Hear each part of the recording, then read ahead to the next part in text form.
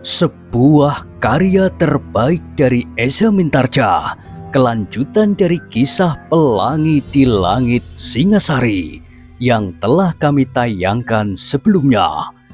Kisah kolosal bernuansa sejarah dan fiksi di kehidupan tanah Jawa dengan judul Bara di Atas Singgasana. Pada kesempatan yang sangat baik ini, kita masuk pada bagian yang pertama dengan episode Putra Mahkota. Sahabat Permata TV yang tercinta, saat ini kita sampai pada seri yang ke-74. Selamat menikmati.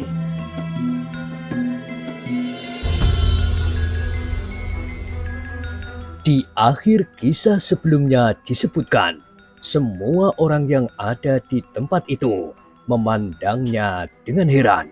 Kenapa ia menjadi gelisah, bahkan hampir tidak sabar menunggu kedatangan Anusapati. Toh Joyo sama sekali tidak menghiraukan ketika di kejauhan seorang juru taman lewat sambil menjinjing sebatang bumbung yang panjang, kemudian menuangkannya pada batang-batang pepohonan.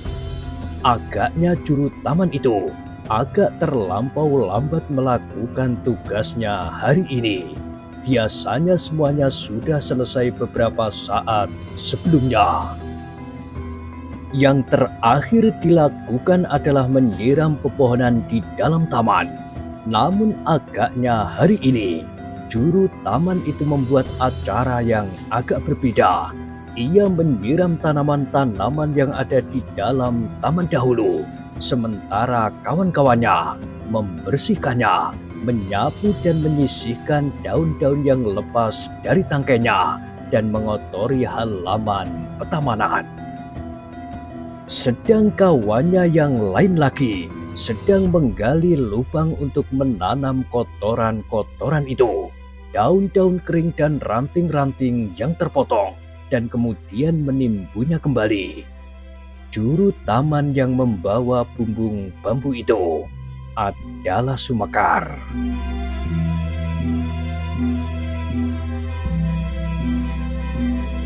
Baru sejenak kemudian, maka dengan tenang Anusapati memasuki tempat latihan itu. Sambil tersenyum ia menganggukkan kepalanya kepada mereka yang telah mendahului hadir.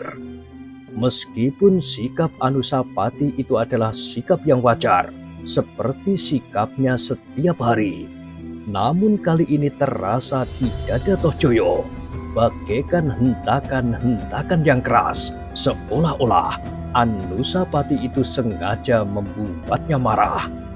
Namun demikian, dengan segala usaha Toh Joyo menahan hatinya yang serasa akan meledak. "Marilah Kakanda Anusapati." Dipaksanya bibirnya untuk tersenyum. "Kami sudah menunggu. Sekian banyak orang di sini telah berdiri termangu-mangu hanya karena Kakanda seorang." Anusapati tertawa. Katanya, "Terima kasih. Aku minta maaf bahwa aku datang terakhir, meskipun belum terlambat." Matahari sudah hampir terbenam. Anusapati menengadahkan wajahnya, ditatapnya cahaya yang memang sudah mulai kemerah-merahan di langit. "Aku tidak menyangka bahwa adinda sekalian dan gurunya telah juga berada di sini. Baru saja kami mengunjungi latihan mereka. Kini kita sudah mendapat kunjungan balasan." "Aku telah mengundang mereka," sahut Toh Joyo. Anusapati mengangguk-anggukkan kepalanya, meskipun bibirnya masih tersenyum, namun sebenarnya hatinya telah bergolak pula. Ternyata begitu cepatnya Toh Joyo berusaha menebus kegagalannya. Kali ini Toh Joyo pasti berusaha sejauh-jauh dapat dilakukan untuk menunjukkan kelebihan dan keunggulannya.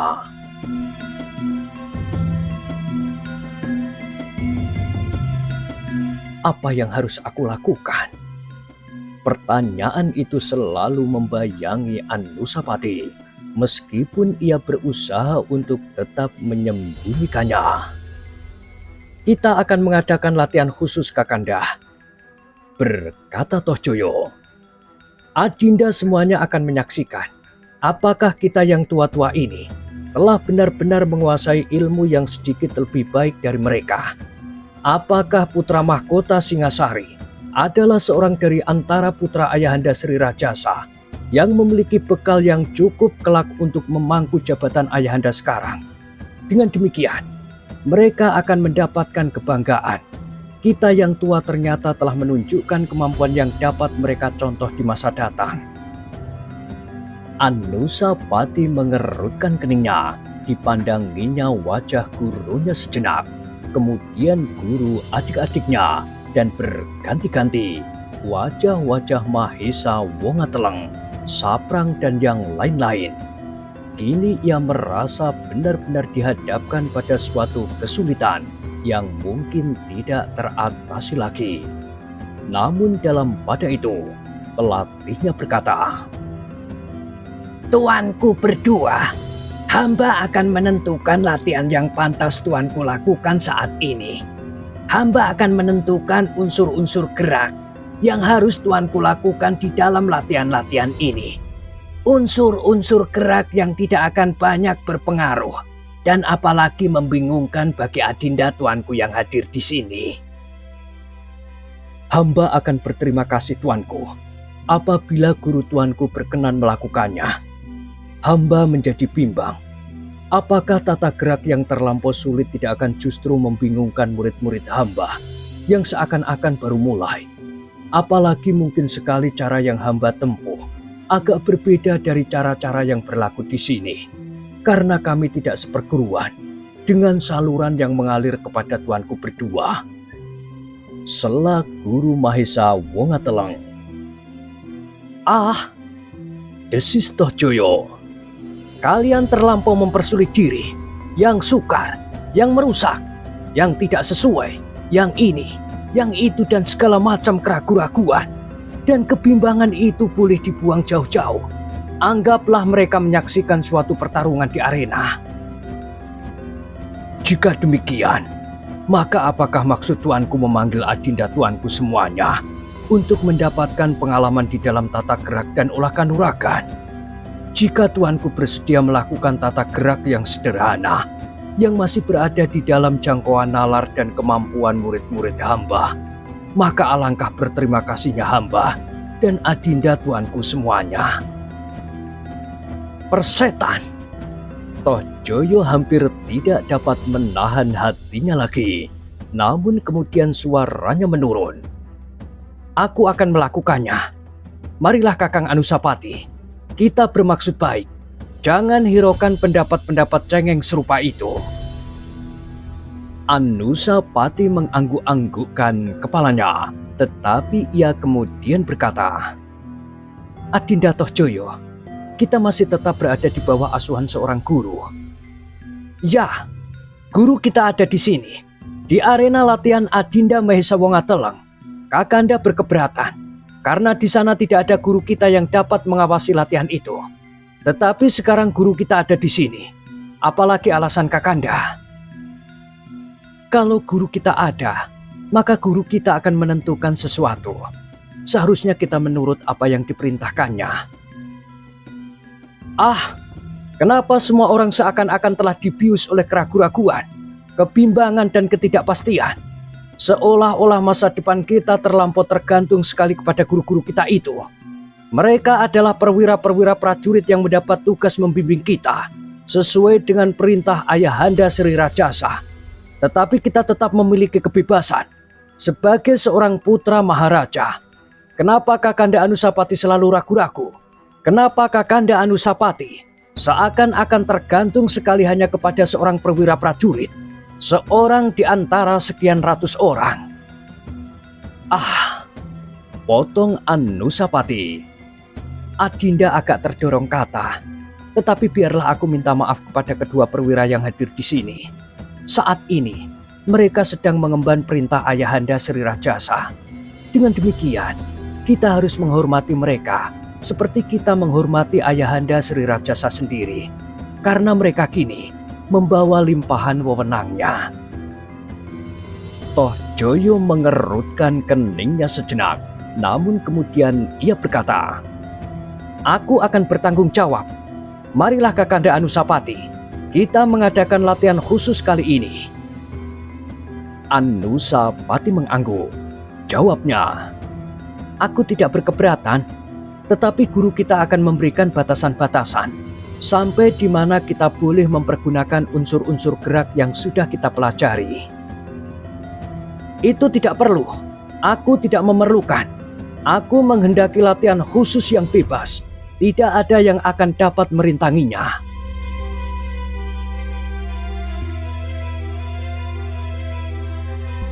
Anusapati menjadi semakin berdebar-debar. Agaknya Toh Joyo telah kehilangan pengamatan diri, sehingga ia tidak dapat mendengarkan lagi pendapat orang lain. Nafsunya telah melonjak sampai ke ubun-ubunnya untuk segera dapat mengalahkan Anusapati di hadapan beberapa orang saksi. Dan kali ini saksi yang dipilihnya adalah adik-adiknya. Kalau ia berhasil mengalahkan Anusapati dengan cara yang meyakinkan, maka adik-adiknya pasti akan menilainya jauh lebih baik dari Anusapati. Meskipun Anusapati mengemban gelar putra mahkota, dan adik-adiknya itu pasti akan berbincang di antara mereka. Kenapa bukan Kakanda Toh Joyo saja yang menjadi putra mahkota? Adik-adiknya akan tahu, hanya karena Anusapati lahir lebih dahulu dan kebetulan ia lahir dari istri pertama dari Ken Arok sajalah, maka ia mendapat gelar dan kedudukan sebagai Pangeran Pati. Namun kemampuannya sama sekali tidak melampaui adiknya, Toh Joyo, meskipun ia tidak mendapat gelar itu.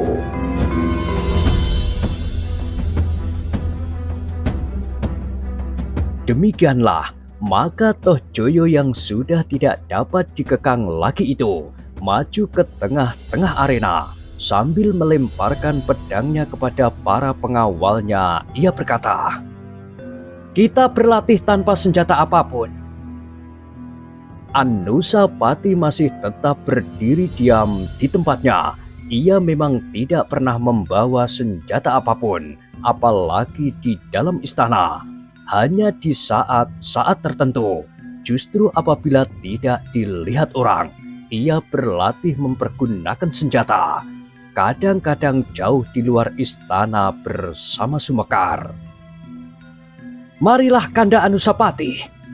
Suara Toh Joyo menjadi semakin keras. Ternyata sikapnya telah membuat adik-adiknya menjadi berdebar-debar. Bagaimanapun juga terasa oleh mereka bahwa suasananya sama sekali tidak menyenangkan. Bukan suasana latihan yang akrab dari dua orang bersaudara, tetapi seolah-olah mereka berada di dalam perguruan yang dipenuhi oleh kedengkian dan iri hati. Sikap Toh Joyo itu sama sekali tidak menumbuhkan kebanggaan apapun bagi adik-adiknya, bahkan adiknya yang dilahirkan oleh ibu yang sama. Meskipun mereka tidak menyatakan sesuatu, tetapi mereka menganggap bahwa sikap itu sudah agak berlebih-lebihan. Tetapi Toh Joyo sendiri tidak mampu menilai sikapnya. Ia menganggap bahwa ia sudah berbuat sebaik-baiknya untuk menyatakan kelebihannya. Karena itu, maka ia berkata selanjutnya, "Kakanda Anusapati, kenapa Kakanda masih tetap diam?" "Aku menunggu perintah guru." Dengan wajah yang tegang, Toh Joyo berpaling kepada gurunya dan berkata, "Berilah perintah." Tetapi gurunya menggelengkan kepalanya. "Bukan begitu caranya, tuanku. Hamba tidak bertanggung jawab. Apabila jalan itu yang akan tuanku pilih, aku yang akan mempertanggungjawabkan.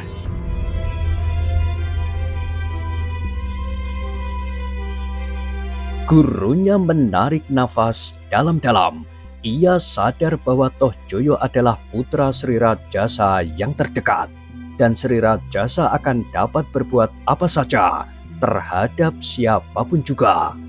Bukan saja karena kekuasaannya yang tidak terbatas, tetapi ia adalah seorang yang tidak terkalahkan. Karena itu, maka gurunya tidak dapat berbuat lebih banyak lagi. Ia sudah berusaha mencegah, tetapi karena Toh Joyo tetap pada pendiriannya, maka gurunya hanya dapat menyaksikan apa yang akan terjadi dengan dada yang berdebar-debar. Namun demikian, apabila keadaan berkembang semakin buruk, maka ia tidak akan dapat tetap berdiam diri. Apapun yang akan terjadi atasnya, meskipun seandainya Sri Rajasa menganggapnya bersalah, namun untuk sementara ia tidak dapat berbuat apa-apa. Ia hanya dapat menyaksikan kedua putra Sri Rajasa itu dalam sikapnya yang berbeda-beda.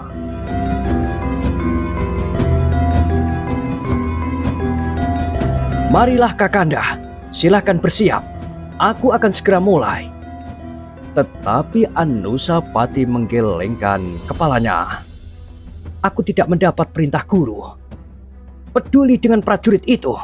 Marilah kita mulai. Toh Joyo berhenti sejenak. Lalu katanya, aku akan mulai. Apakah Kakanda bersiap atau tidak? Aku sudah memberitahukannya. Bukan salahku kalau seranganku yang pertama akan bersarang di dada Kakanda. Toh Joyo tidak menunggu jawaban Anusapati. Beberapa langkah ia maju mendekat. Kemudian tiba-tiba saja serangannya meluncur dengan cepatnya, benar-benar mengarah ke dada Anusapati. Meskipun Anusapati masih tetap berdiam diri, namun ia sudah menduga bahwa Toh Joyo benar-benar akan menyerangnya. Karena itu, maka ia pun segera meloncat mengelakkan serangan itu. Namun demikian, ia masih berusaha mencegahnya. Jangan Adinda Toh Joyo. Tetapi Toh Joyo tidak mempedulikannya. Ia telah menyerang pula dengan lincahnya. Namun dengan unsur-unsur gerak yang telah dipelajarinya, ia pun segera mengelakkan diri pula. Toh Joyo menjadi semakin bernafsu. Serangannya sama sekali tidak menyentuh Anusapati, sehingga ia berusaha bergerak semakin cepat. Anusapati menjadi berdebar-debar. Sejenak ia menjadi bingung apakah yang akan dilakukannya. Namun demikian ia masih belum membalasnya sama sekali. Ia masih saja berloncatan menghindar kian kemari. Namun sikap itu telah membuat Toh Joyo menjadi semakin bernafsu. Tanpa membalas serangan-serangannya, Anusapati masih saja berhasil menghindarkan dirinya. Bahkan kadang-kadang dengan kecepatan yang mengherankan, melampaui kecepatan serangannya. Karena nafsunya yang semakin melonjak, maka Toh Joyo kurang dapat mengendalikan tata geraknya. Tanpa disadarinya, didorong oleh gejolak perasaannya, ia telah mempergunakan unsur-unsur gerak yang lain dari unsur-unsur gerak yang dipelajarinya dari perwira itu. Justru karena Toh Joyo masih belum matang, maka sulitlah baginya untuk menyaring dengan cermat tata gerak dari dua perguruan yang berbeda yang sudah dimilikinya. Ternyata mata Anusapati yang tajam dan kematangannya yang jauh lebih tinggi dari Toh Joyo. Ia dapat menangkap tata gerak yang lain itu.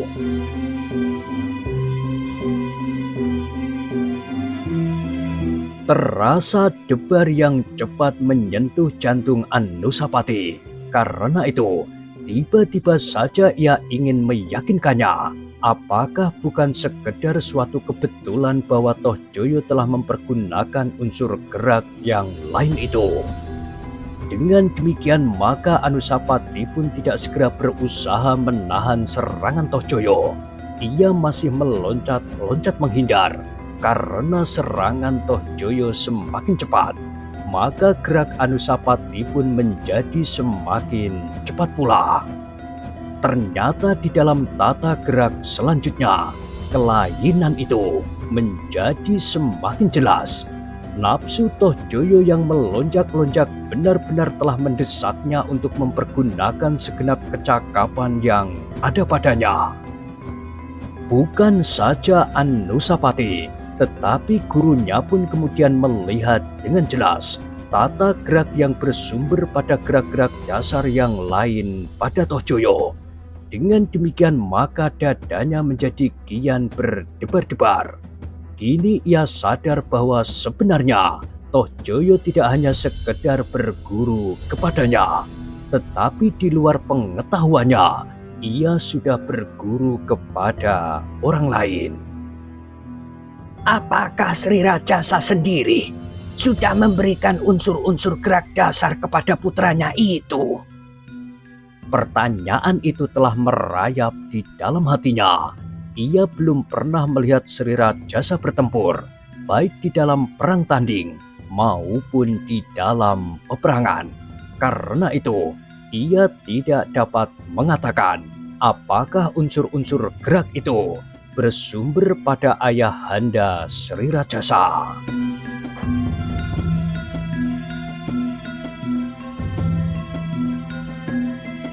Pertanyaan yang serupa telah bergetar di dalam dada Anusapati pula.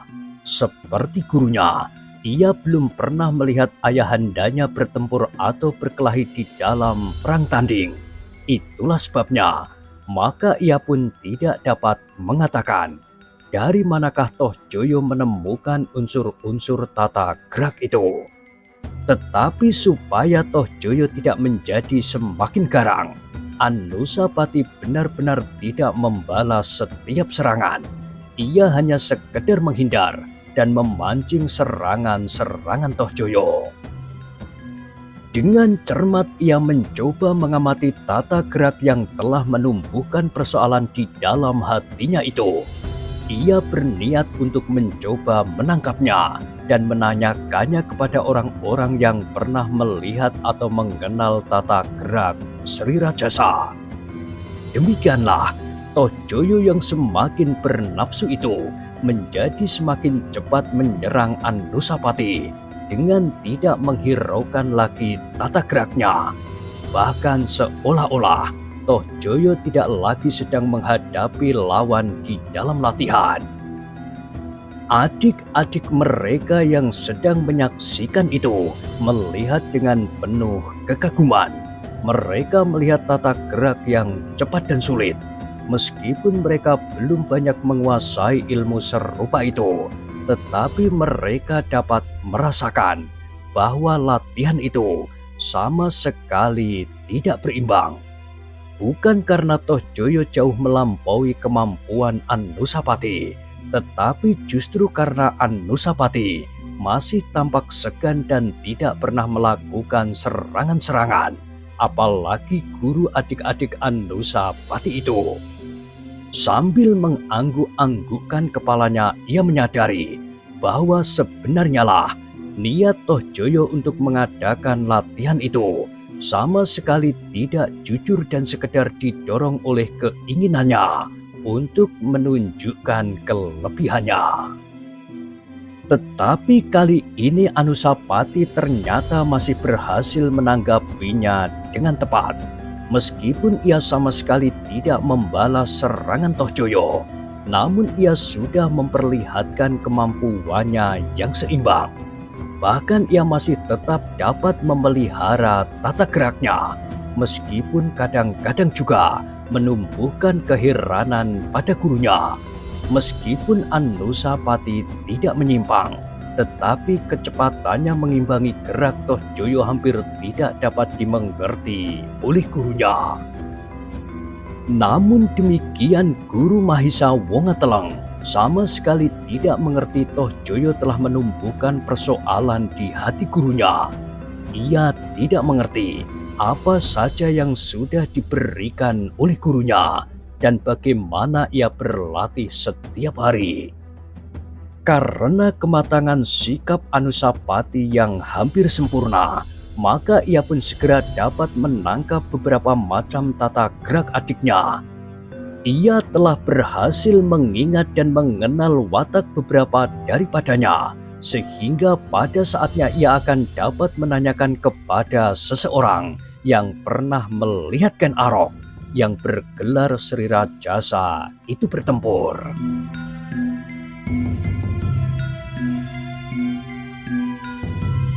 Dengan demikian maka Anusapati pun menganggap bahwa latihan itu tidak akan perlu lagi diteruskan. Karena itu, maka ia pun kemudian berkata, "Adinda Toh Joyo, kenapa kau masih juga menyerang terus? Sudah aku katakan bahwa aku tidak dapat ikut di dalam latihan serupa ini tanpa perintah guru kita." Tetapi Toh Joyo tidak menghiraukannya. Ia menyerang semakin cepat. Ia pasti akan menyesal sekali kalau ia tidak berhasil mengalahkan Anusapati dengan meyakinkan, sehingga adik-adiknya yang masih belum banyak berpengalaman itu tahu benar-benar bahwa ia memang berhasil memenangkan latihan itu. Adik-adiknya harus tahu bahwa ia mempunyai beberapa kelebihan dari Anusapati. Tetapi Anusapati sama sekali tidak melakukan perlawanan. Ia hanya mengelak sambil berloncatan kian kemari di arena. "Adinda Toh Joyo, berhentilah!" Toh Joyo menggeram. "Tidak, aku tidak akan berhenti. Aku akan berhenti. Aku tidak peduli." Anusapati itu pun tiba-tiba meloncat menjauhi Toh Joyo beberapa langkah, sehingga ia berdiri tepat di pinggir arena. Sambil mengacungkan kedua tangannya, ia berkata, "Sudahlah, sudahlah, aku tidak akan melakukannya." Toh Joyo memang terganggu sejenak. Ditatapnya wajah Anusapati dengan tajamnya. Namun kemudian ia berkata, "Aku akan terus. Jangan, guru kita tidak memerintahkan latihan serupa ini. Aku tidak peduli. Aku adalah putra Sri Rajasa yang mempunyai wewenang. Aku adalah putra mahkota. Selain Sri Rajasa, perintahku harus diturut." Berkata Anusapati tiba-tiba. Toh Joyo terkejut mendengar kata-kata Anusapati itu. Sejenak ia berdiri termangu-mangu dengan wajah yang tegang. Ternyata kata-kata Anusapati itu telah menggetarkan setiap dada. Bukan saja Toh Joyo, namun adik-adiknya dan para pelatih yang ada di tempat itu merasakan betapa besar pengaruh wibawa jabatan Anusapati itu. Apalagi tanpa mereka sangka-sangka, mereka tiba-tiba saja dihadapkan pada pengaruh jabatan itu.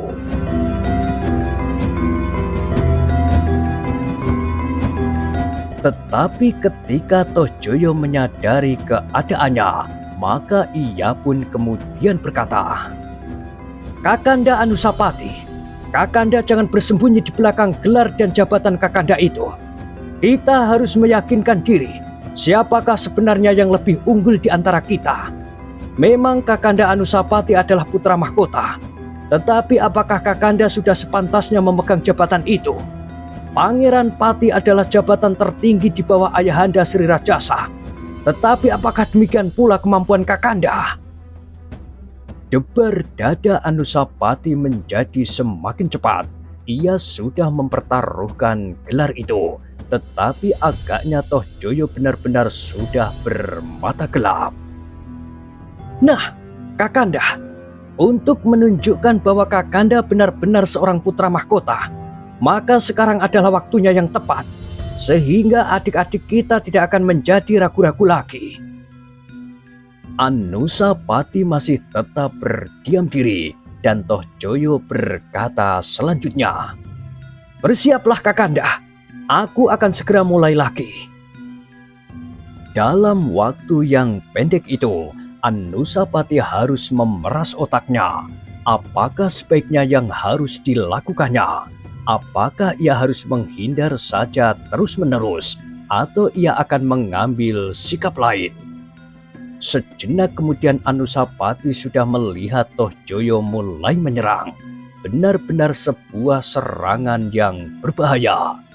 Adik-adiknya dan kedua pelatih yang menyaksikannya mengerutkan leher mereka. Tampaknya Anusapati masih belum siap menghadapi keadaan itu.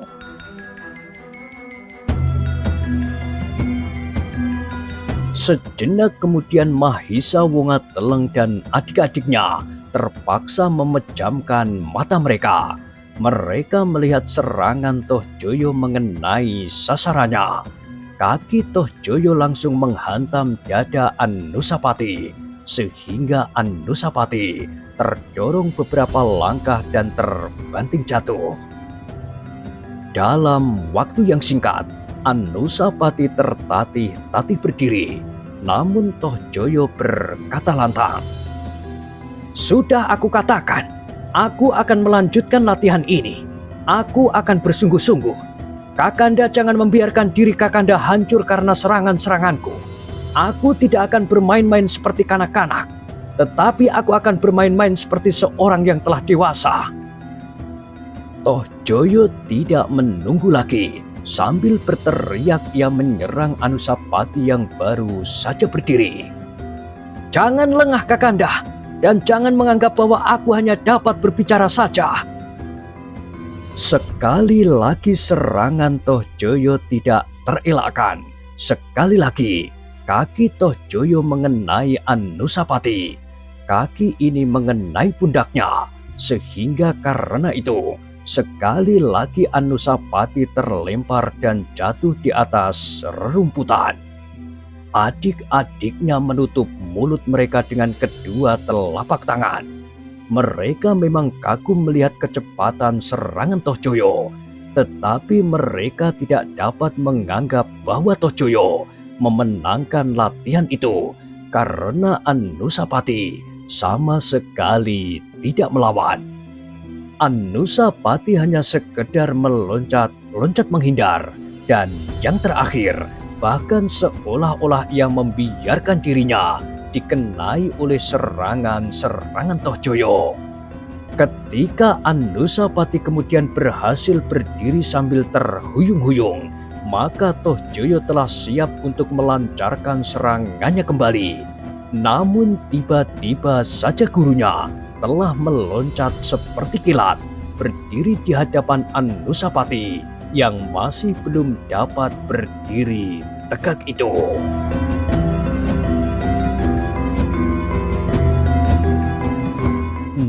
Nah, bagaimanakah kisah selanjutnya? Silahkan ikuti terus. Kisah Bara di Atas Singgasana pada kesempatan berikutnya. Sampai jumpa.